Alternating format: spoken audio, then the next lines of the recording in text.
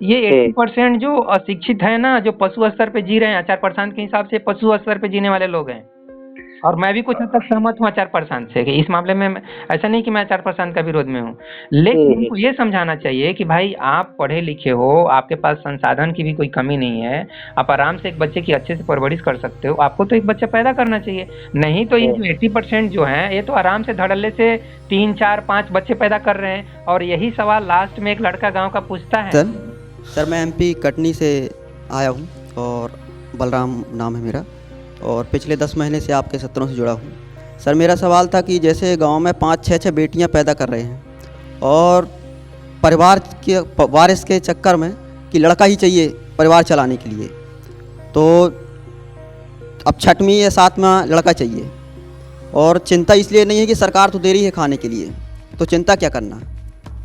और इसी से अब फिर मंदिर भी तैयार हैं, मंदिर कह रहा है कि इस बार लड़का होगा, और इस चक्कर से 1, 2, 3, 4, 5, 6 से बढ़ते जा रहे हैं। तो इसमें मंदिर भी साझेदार है सर। इसमें मंदिर सर नहीं समझा, क्या बोल रहे हो सर? जो मंदिर में पंडा बैठा है वो बता रहा है कि नहीं इस बार लड़का ही होगा। तो ये जो 6 बच्चे लड़की या लड़का के चक्कर में पैदा कर दे रहे हैं, क्या ये सिस्टम जो चलेगा ये अच्छा है? 4% से ये सवाल मैं करना चाहता हूँ, सामने में कभी मिलेंगे तो पूछूंगा मैं कि आप जो ये उल्टे सीधे सुना रहे हो पढ़े लिखे लोगों को, जो महीने में 1-2 लाख रुपये महीने कमा रहे हैं, जिनके पास अच्छा इंतजाम है अपने बच्चे की परवरिश का, उनको आप मना कर रहे हो। और आपका बात तो ये 99% लोग सुनता नहीं है। जी जी, ये गाँव वाला है, वो बोलेगा कि ये बेवकूफ़ है, ये क्या सुना रहा है हमको। इनका बात छोड़िए, किसी का बात वो लोग नहीं सुनता है। हाँ इसीलिए तो उनका दिक्कत है, उनके जीवन में नीति नहीं है, नियम नहीं है। हाँ, वो बात सही बोले, वो हमारा भी नहीं सुनेगा, आपका भी नहीं। जी जी जी, किसी को वो अपना ही, वही ना, पशु स्तर का लाइफ का मतलब यही है कि अब कुत्ता थोड़ी सुनेगा, अरे नहीं तुम उधर मत जाओ, ये हड्डी मत खाओ, थोड़ी सुनेगा। वो बोलेगा यार तेरी तो हम यही खाएंगे, यही मेरे को मजा आ रहा है। तो कहने का मतलब समाज में इम्बैलेंस क्रिएट हो जाएगा ना भाई। पढ़े लिखे लोगों को आप बोल रहे हो कि आप अनमैरिड रहो, हैं, बच्चे मत पैदा करो, तो समाज में इम्बैलेंस पैदा हो जाएगा ना। फिर पशु स्तर के बच्चे ही ज्यादा पैदा होंगे 99, फिर इंडिया देश का कबाड़ा हो जाएगा। ऐसे भी कबाड़ा हो गया, 80% कबाड़ा है, और भी जो संभावना है वो और भी कबाड़ा होते चला जाएगा। क्या बोलेंगे इस बारे में? नहीं, बहुत सही है आपका सोच। इस पे बहुत मतलब ये है, इसका एक बहुत अच्छा प्रमाण है गुरु परंपरा सिखों में जो हुई, उनमें जो कुछ वंश के जो हुए गुरु, वो एक ही घर के थे। और दूसरा इसका बहुत अच्छा एग्जाम्पल है जिद्दू कृष्णमूर्ति जी।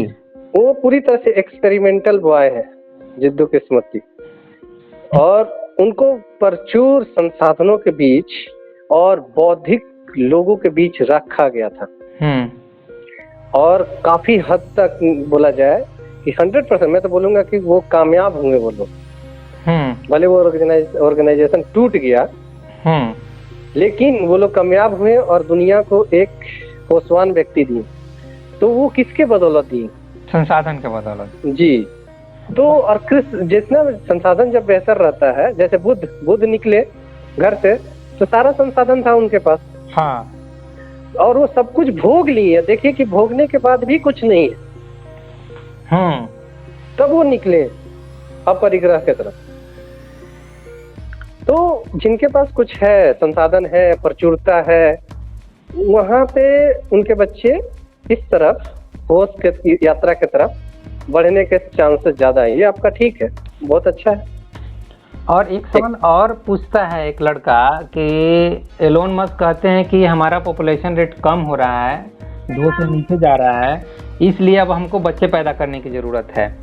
इस बात को भी वो बहुत तरीके से तुलना करते हैं, डॉक्टर को भी बुलाते हैं और उसको वेट से तुलना करते हैं, फिर स्पीड से तुलना करते हैं, और किसी तरीके से साबित करना चाहते हैं कि बच्चा पैदा करने की ज़रूरत नहीं है। मैं मानता हूँ कि इंडिया के लिए ज़रूरत नहीं है, लेकिन ये जो इम्बैलेंस क्रिएट हो रहा है ना, जो गरीब लोग हैं वो आपकी बात सुनते नहीं, अमीर लोगों को आप उल्टा सिखा रहे हो, तो इससे समाज में क्या होगा कि सिर्फ पशु स्तर वाले बच्चे ज़्यादा पैदा होते जाएंगे। ठीक ना। तो वो चीज भी एलोन मस्क अपनी जगह पे कुछ हद तक सही भी है कि जो समझदार लोग हैं उनको तो भाई एक बच्चे पैदा करके उनको समाज को अच्छे बच्चे देने की जरूरत है। ये नहीं कि वो गांव में 99% बच्चे देखेंगे ना तो अच्छी शिक्षा का इंतजाम है और बच्चे गिल्ली डंडा खेल रहे हैं, ताश खेल रहे हैं, बीड़ी सिगरेट 8-10 साल की उम्र में ही खैनी बीड़ी खा रहे हैं, पी रहे हैं। तो वो कैसे बच्चे पैदा, उसमें से हो सकता है लाख में एक अब्दुल कलाम निकले, एक लाल बहादुर शास्त्री निकले, लेकिन उनको चूंकि मौका ही नहीं ना मिला, अच्छा स्कूल अच्छी शिक्षा का मौका ही नहीं मिला, तो कहाँ कैसे निकलेंगे, बात वही आ जाती है। जी जी। तो ये सब चीजें क्यों आचार्य प्रशांत नहीं समझ पाते हैं, चाहे इनके जो फॉलोअर हैं उनको थोड़ा ब्रॉड लेवल पे सोच। अच्छा, ये लोग मुक्ति के बारे में सोचते हैं। जी जी। तो क्या ये मुक्ति मिल जाएगी क्या इस तरीके से एक इररिस्पॉन्सिबल लाइफ जीने से? आप पूरे समाज को नहीं देख रहे हो, देश को नहीं देख रहे हो, किस तरफ हमारा देश दुनिया चला जाएगा अगर समझदार लोग इस तरीके से इररिस्पॉन्सिबल लाइफ जिएंगे। जी जी। तो कैसे, किधर जाएगा हमारा देश, किधर जाएगा? देखिए, बात मुक्ति को लेकर के है। जो बात है, मुक्ति का ना तो शादी से कोई लेना देना है, ना बच्चे पैदा करना, मतलब उसका किसी चीज से लेना ही नहीं है। वो है अपने अंदर की यात्रा। आप बच्चे पैदा करना चाहते हैं और अंदर की यात्रा नहीं करना चाहते, या नहीं करना चाहते और अंदर की यात्रा नहीं करना चाहते। जब आप यात्रा नहीं करना चाहते हैं तब तो कोई चांस ही नहीं है, आप किसी भी सिचुएशन में रहिए। और मुक्ति को मैं बहुत सिंपल वे में रखूं बात को, तो मेरे समझ से मुक्ति का मतलब होता है आप हर एक चीज से मुक्त हो गए, मुक्ति की इच्छा से भी मुक्त हो गए। इवन रजनीश भी इस चीज को क्लियर बोले हैं। इनलाइटेंड व्यक्ति वो है जिसको इनलाइटमेंट की भी जरूरत फील नहीं हो रही है, इनलाइटमेंट की भी इच्छा खत्म हो गई। जी जी, बिल्कुल, वो रियल मायने में इनलाइटमेंट है।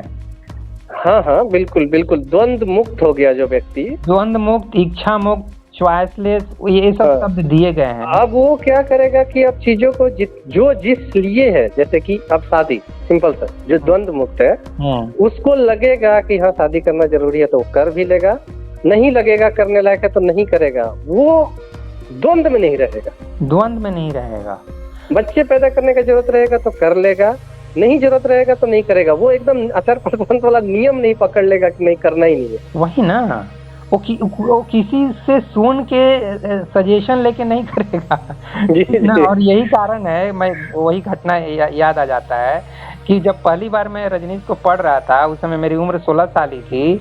फिर किसी ने जब मेरे ऊपर टॉन्ट किया कि लगता है अब ये रजनीश का चेला हो जाएगा, तो मैंने पहली बार तो सुन लिया, लेकिन दूसरी बार मैं रिएक्ट किया और बहुत बुरा रिएक्ट किया कि रजनीश का चेला मैं क्यों बनूंगा, रजनीश चाहे तो मेरा चेला बन जाए।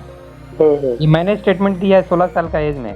तो एक सेल्फ रिस्पेक्ट होना चाहिए भाई। आप क्या छोटा छोटा सवाल, बेसिक सवाल पूछ रहे हो आचार्य प्रशांत से, शादी करे ना करे, बच्चा पैदा करे ना करे, ये सब कोई सवाल है? अरे तुम फील करो ना, तुम अंदर से क्या चाहते हो।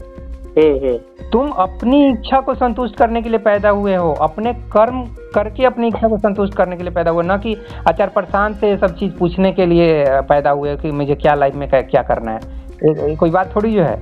और मैं तो साफ साफ यही चीज है कि अब इतना एज में आकर के उन लोगों को नहीं समझ में आ रहा है, जो भी है इस एज का तो कोई लेना देना नहीं रहता है द्वंद मुक्ति का, लेकिन बस कि अगर इतना में भी नहीं समझ में आ रहा है कि क्या करे नहीं करे, मतलब उनको कर ही लेना चाहिए।